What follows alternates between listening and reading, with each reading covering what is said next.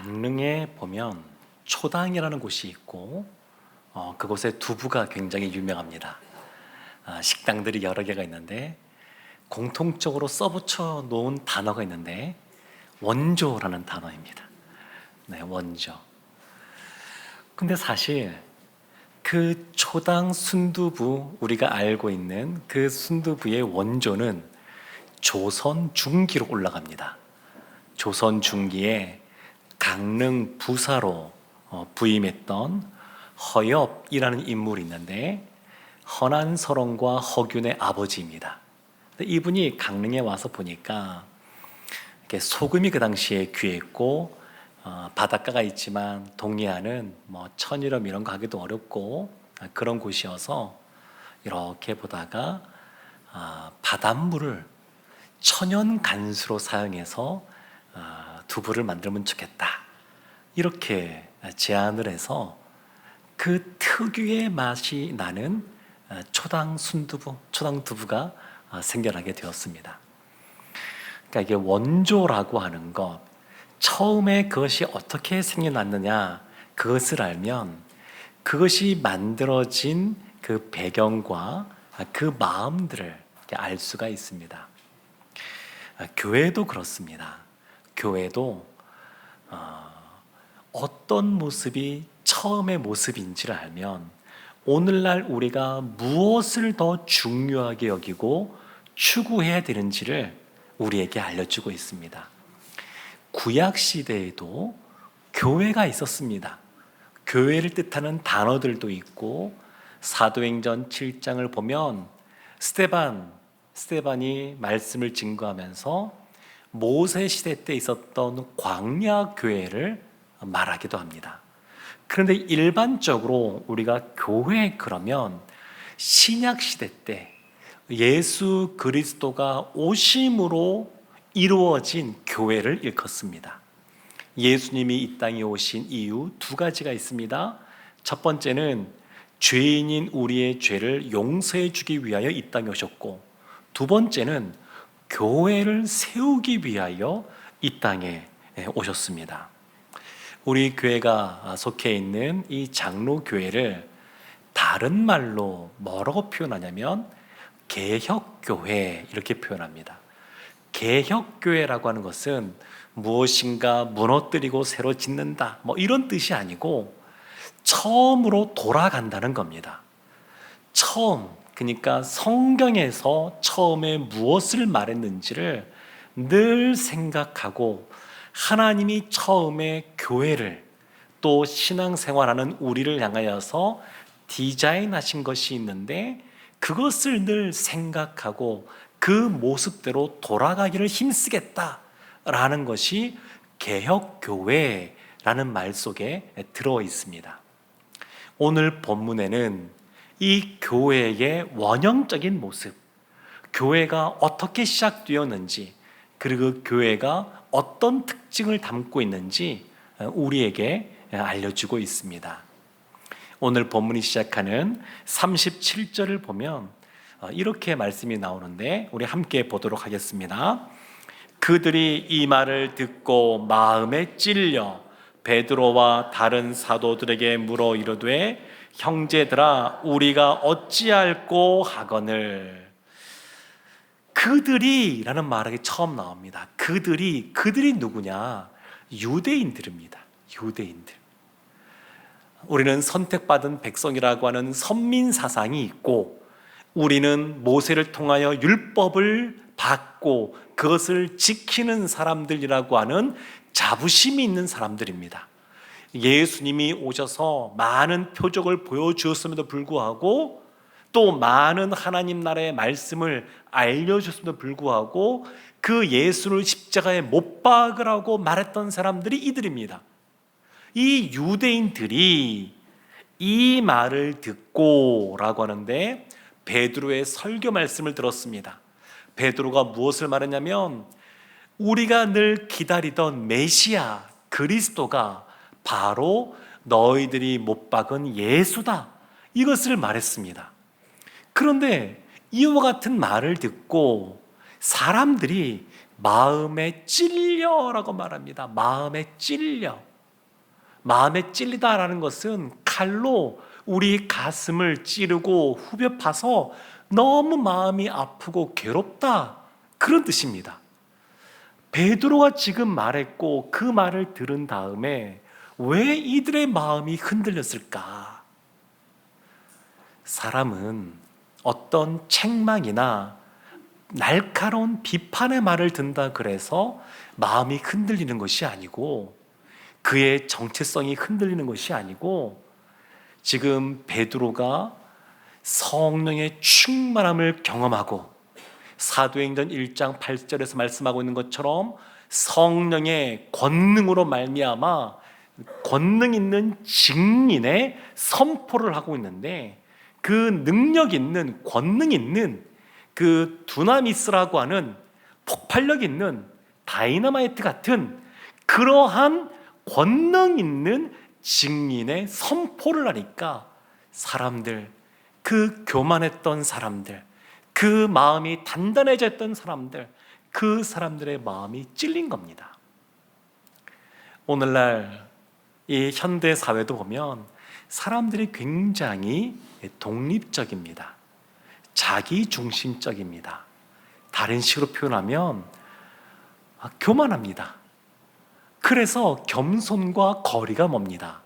마음이 찔린다라고 하는 것, 겸손의 표현인데, 이것은 자신이 쌓은 성, 어떤 일이 벌어져도 내 힘으로 그것을 해결하고 내가 가진 것으로 그것을 이겨내고, 이런 사람들은 겸손한 사람들이 아닙니다. 이런 사람들은 원래 견고한 사람들입니다. 그런데 이런 사람들이 마음이 찔려 하는 겁니다. 마음이 찔려 하는 것.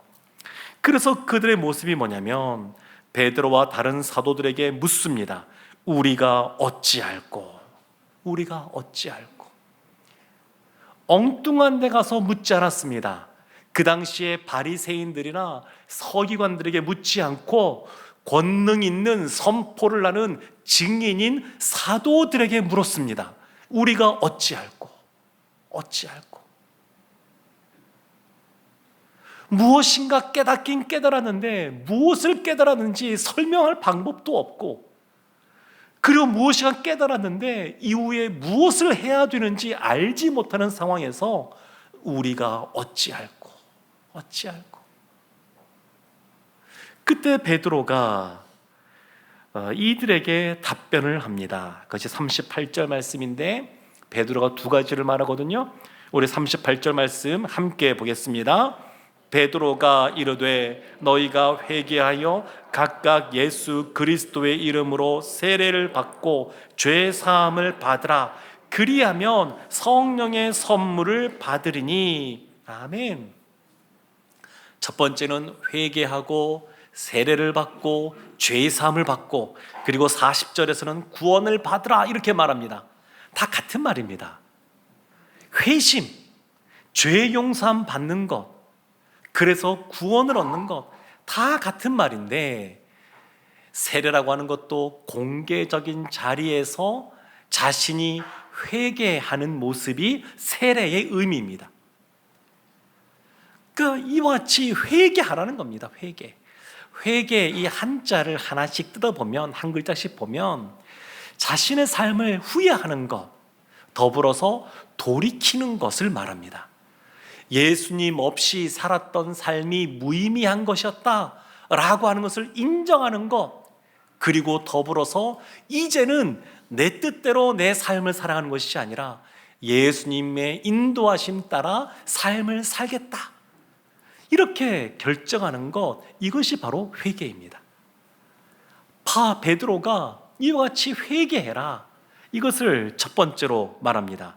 사랑하는 성도 여러분, 제가 어렸을 때부터 목사님들로부터 종종 들었던 말씀 중에 이런 말씀이 있습니다.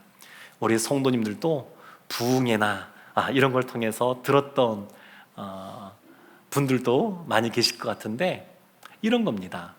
이 세상에서 제일 불쌍하고 안타까운 사람이 누군가? 누가 제일 불쌍한가? 그 답은 교회 생활을 열심히 했다라고 하는데 나중에 하나님께 부름 받았을 때 내가 너를 모른다. 이런 이야기를 듣는 사람. 교회에서 무엇인가 예배도 참석하고 봉사도 하고 하는데 나중에 이 땅의 삶을 다 산 이후에 하나님 나라에 들어가지 못하는 사람, 그런 사람이 제일 불쌍하다. 그런 말을 했습니다. 교회 공동체가 형성이 되고 신앙생활을 한다라고 하는 것은 그 출발점이 회개하는 겁니다. 회개하는 것. 회심을 경험하는 겁니다. 이것이 출발점입니다. 예수천당, 불신지옥, 이렇게 말했던 분의 그 말씀을 생각하면 예수 믿으면 천국가내가 다 끝난 것 같지만 그렇지는 않습니다. 그 다음에 이어지는 것이 있는데 베드로가 두 번째로 무엇을 말하냐면 성령의 선물을 받으라 이렇게 말합니다. 성령의 선물을 받으라. 성령을 받으라는 겁니다. 지금 사도들, 제자들이 또 120명의 사람들이 함께 모여서 기도할 때에 성령의 충만함을 경험했습니다. 그리고 이 성령은 예수님이 주시겠다고 약속하신 겁니다.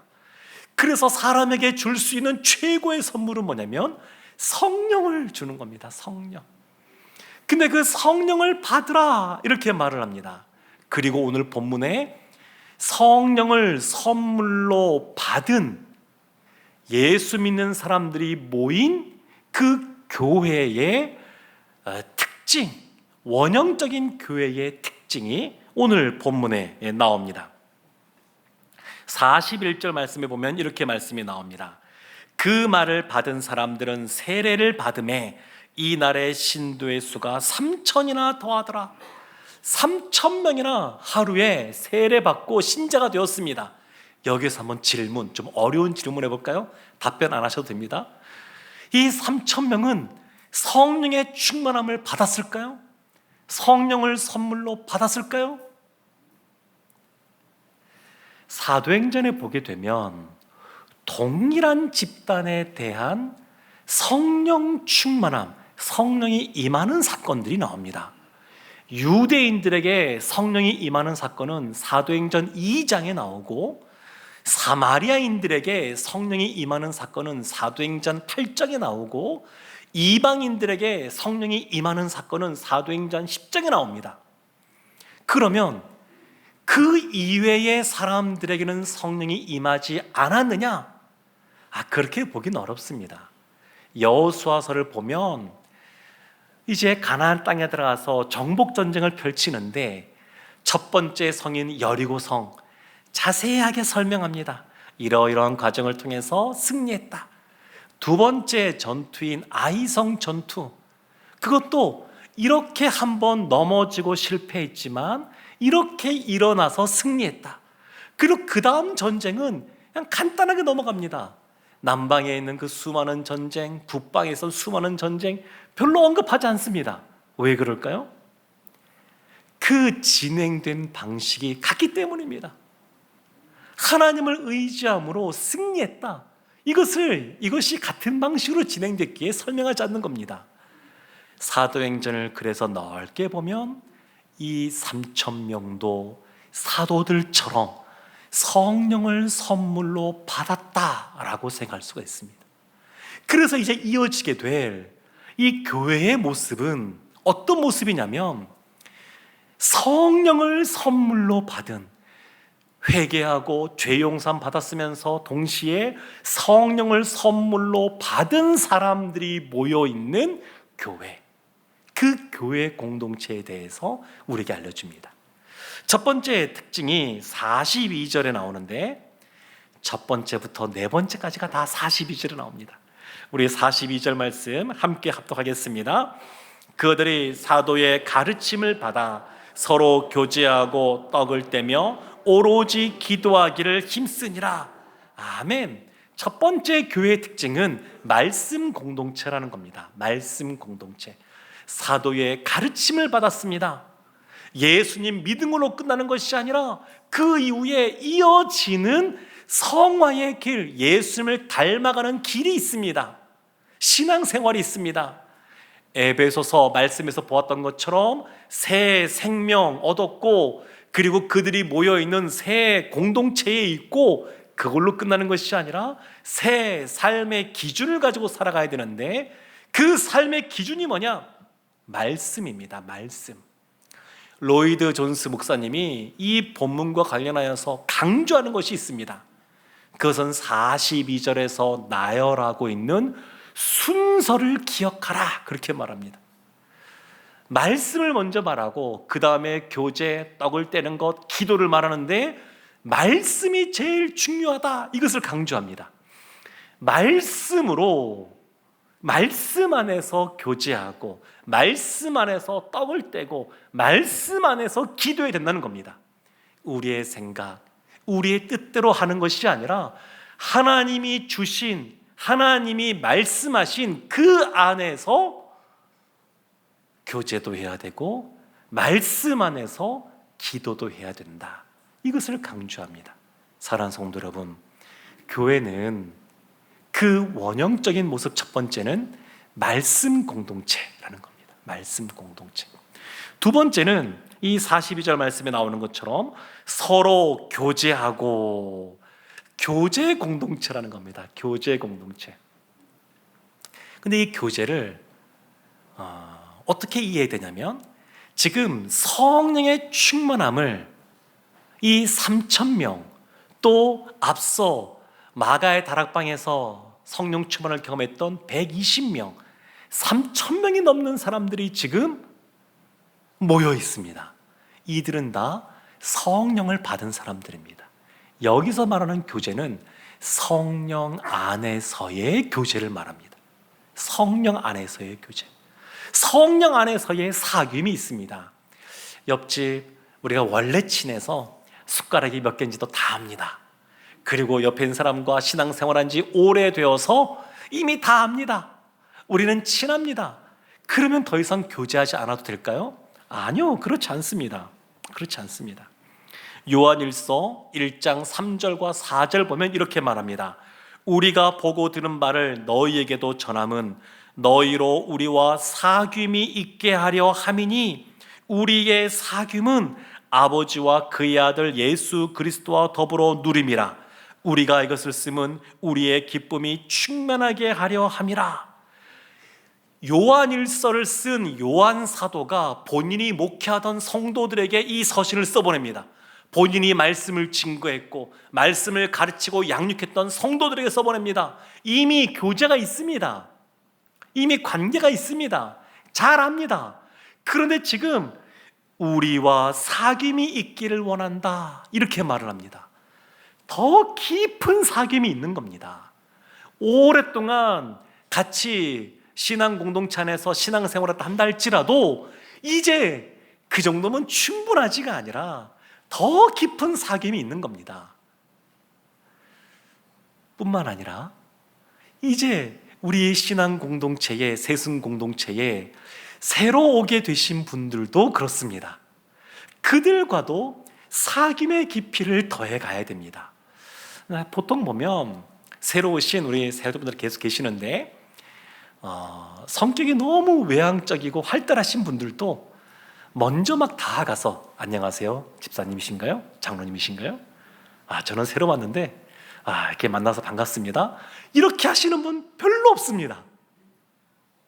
그래서 새로 오신 분들과 사귐, 이 교제 공동체를 이루려면 누가 먼저 웰컴하고 다가가야 될까요? 기존에 있던 분들이 다가가야 됩니다.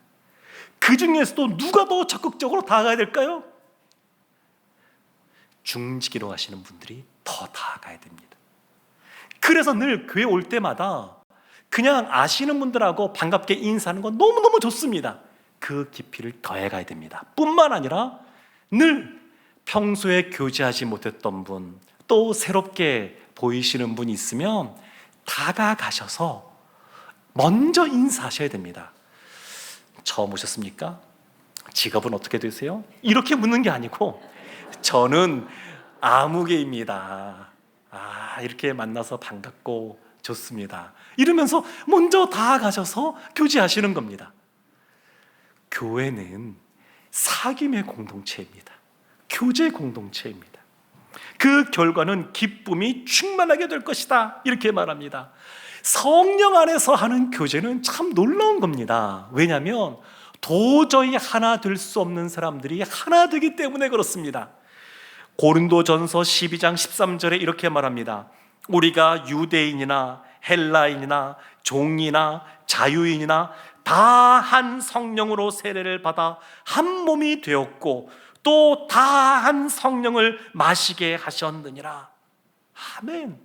유대인과 헬라인 함께 할 수 없습니다. 종과 자유인 하나 될 수 없습니다. 그런데 성령 안에서는 하나가 되는 겁니다. 교회 공동체가 이런 곳입니다. 세상에서 어떠한 재산의 유무, 학벌, 지위 이거 상관없이 우리가 다 죄인이기에 예수님 때문에 이곳에 왔고 예수님 안에서 하나 될 수 있는 곳이 또 하나가 되어야 되는 것이 이 교회 공동체입니다. 사랑하는 성도 여러분, 신앙생활은 홀로 하는 것 아닙니다. 그래서 홀로 나는 예배에 참석하고 다른 사람들과의 교제하고 하면 물어보고 알려주는 거 귀찮고 피곤하고 그래서 나는 혼자 말씀만 듣고 돌아가겠다, 이렇게 신앙생활 한다 그러면 초대교회의 원형적인 모습을 갖지 못한 겁니다. 하나님이 디자인하신 우리의 신앙생활이 있는데 그것을 따라가지 못하는 겁니다. 교회는 말씀 공동체이고 사귐의 공동체입니다. 세 번째가 있습니다. 42절 말씀 계속 보시면 떡을 떼며 라고 나옵니다. 떡을 떼며. 이 떡을 뗀다는 것은 엄밀한 의미에서는 성만찬을 의미합니다. 이 당시에 많은 성도님들이 사실은 종이었습니다. 노예였습니다. 그래서 낮에 못 모이고 새벽에 모이고 그리고 흩어져서 열심히 일하고 한밤중에 모이는 겁니다. 우리가 부흥회 월요일 화요일 저녁에 하는 것처럼 저녁에 모이는 겁니다. 근데 그때 모이면 너무 배가 고파서 그때 음식을 나누는 시간들이 있었습니다. 그 당시에 음식 나누는 것을 애찬이라 그랬습니다. 애찬이 있고 또 성찬이 있는 그러한 그 나눔이 있었습니다. 근데 오늘날은 이제 성찬만이 남아있는데 그렇다 그래도 이 의미를 확대해 보면 순에서 성도들이 모여서 같이 식사하고 가까우신 분들끼리 간식 차도 마시고 간식도 먹고 하는 것, 이 모든 것을 다 포함합니다. 식탁 공동체가 교회 공동체입니다. 함께 먹는 겁니다. 그냥 먹는 거 아니고 먹을 때에 예수 그리스도를 기억하면서 먹는 겁니다. 고린도전서 11장 26절에서 이렇게 말합니다. 너희가 이 떡을 먹으며 이 잔을 마실 때마다 주의 죽으심을 그가 오실 때까지 전하는 것이니라. 먹고 마실 때에 주님을 전하라고 말합니다. 그러니까 떡을 떼면서 식탁 공동체 하면서 우리끼리 너무너무 좋은 것 거기에 머무는 것이 아니고 우리의 그 공동체가 전도하는 공동체가 되어야 됩니다. 누구라도 이 공동체에 올 수 있는 열린 공동체가 되어야 됩니다. 우리가 구원의 방주가 되기를 기도하고 있는데 그 구원의 방주라는 것이 이런 것입니다. 언제든지 누구라도 우리와 함께 할 수 있고 그리스도 안에서 그 안에서 함께 깊은 사귐을 누리고 그 안에서 주님을 생각하는 겁니다. 사도행전 2장 39절 말씀에 이렇게 말합니다. 이 약속은 너희와 너희 자녀와 모든 먼데 사람 곧 주 우리 하나님이 얼마든지 부르시는 자들에게 하신 것이라. 성령을 선물로 받으라 라고 말하면서 너희와 너희 자녀와 먼데 있는 모든 먼데 사람, 주님이 부르시는 모든 자들, 우리까지 포함되는 겁니다. 우리까지. 베드로가 회개하고 성령을 받으라 라고 말하는데 이 말이 우리까지 이어지는 겁니다. 우리에서 그치는 것이 아니라 우리를 통해서 열방까지 가야 된 것을 말하고 있습니다. 사랑하는 성도 여러분, 교회 공동체는 가장 중요한 것 말씀 공동체, 그리고 성령 안에서 교제하는 사귐의 공동체, 세 번째는 복음을 전하는 이 식탁 공동체, 이것이 바로 교회입니다. 네 번째가 있는데 42절 끝에 보면 이렇게 나옵니다. 오로지 기도하기를 힘쓰니라. 오로지 기도하기를 힘쓰니라. 우리 번역된 성경을 보면 기도만 힘쓰면 될 것 같지만 사실은 이들은 무슨 뜻이냐면 말씀을 듣는 데 힘쓰고 교제하는 데 힘쓰고 떡을 떼는 데 힘쓰고 기도하기를 힘쓰라, 이 뜻입니다. 이 다 힘쓰라는 겁니다. 다 이 네 가지를 다 힘쓰라는 겁니다. 우리 교회 보면 시간이 갈수록 기도하시는 분들이 점점 많아지고 기도의 분량이 점점 더 풍성해서 너무 좋습니다. 금요일 날 밤에 한마음 기도회, 한마음 한뜻으로 모여서 기도해서 좋고, 두나미스 기도원들도 점점 많아서 좋고, 이번 주 금요일에 있는 두나미스 기도학교에도 많은 분들이 신청해 주셨습니다. 그리고 오늘도 보니까 오늘 예배 전에 예배 마치고 그 시간 보니까 한 두나미스 기도 부원이 옆에 있는 우리 집사님에게 같이 금요일 날 들어야지 그러고 가시는 걸 봤습니다. 그러니까 점점 이 기도하는 공동체가 더욱더 풍성해지는 겁니다. 이게 교회의 본래의 모습입니다. 하나님이 원하시는 모습이고 이것이 교회의 특징입니다. 교회의 중직은 어떤 사람이냐? 기도하는 사람입니다. 기도하는 사람이 교회를 책임지는 사람들입니다.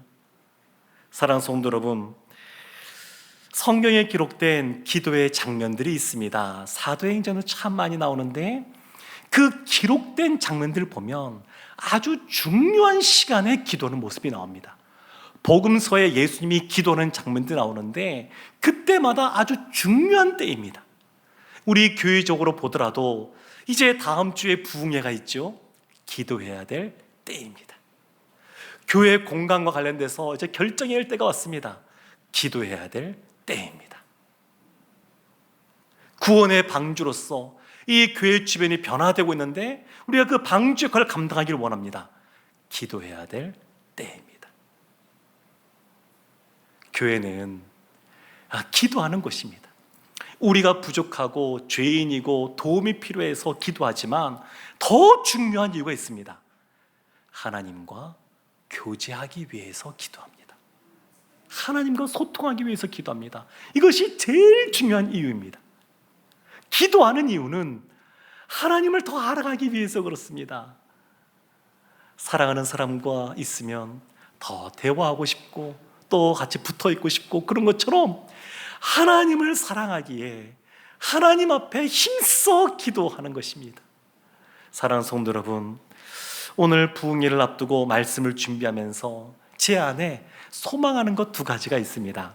하나는 혹시나 해서 품고 있는 소망인데,